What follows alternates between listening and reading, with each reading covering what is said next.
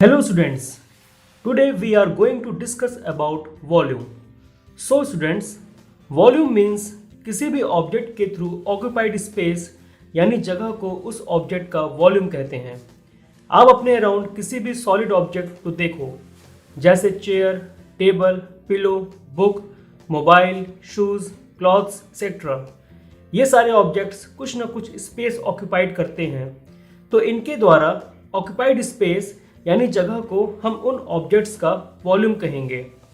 ये स्पेस कहीं का भी हो सकता है, जैसे रूम का स्पेस, क्योंकि ये सारे ऑब्जेक्ट्स रूम्स में ही रखे होंगे, तो रूम का जितना स्पेस ये लेंगे उतना ही स्पेस ऑब्जेक्ट का वॉल्यूम कहलाएगा।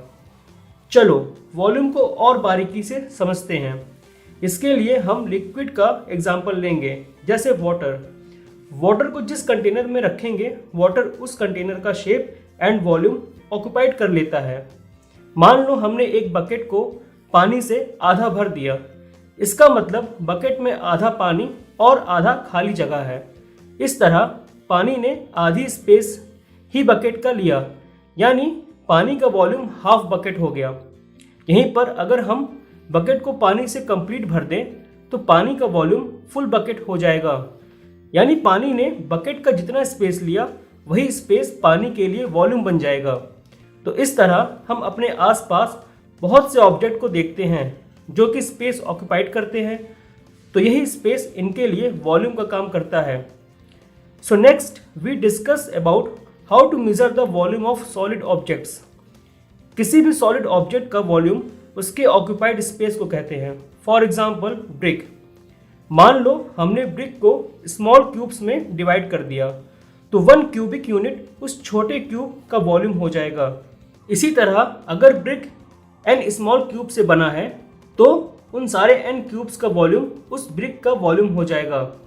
ब्रिक एक रेगुलर सॉलिड्स है। ऐसे ही स्फेयर, सिलेंडर, ये सारे शेप्स रेगुलर सॉलिड्स में आते हैं जिनका वॉल्यूम हम फाइंड कर सकते हैं।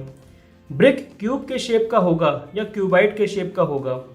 सो volume of cube is equal to side की power 3 and volume of cuboid is length into breadth into height.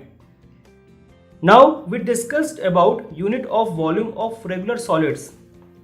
SI unit of volume is metre cube and small solid का वॉल्यूम सेंटीमीटर क्यूब होता है, जिसे हम cubic centimetre या cc भी लिख सकते हैं।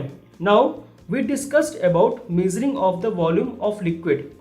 लिक्विड जैसे कि water, cold drink, juice, oil, vinegar etcetera, इनका कोई फिक्स्ड शेप नहीं होता है। ये जिस कंटेनर में होते हैं उसी का शेप एंड वॉल्यूम होल्ड करते हैं, एंड किसी भी कंटेनर की मैक्सिमम वॉल्यूम होल्ड करने की क्षमता उस कंटेनर की कैपेसिटी कहलाती है।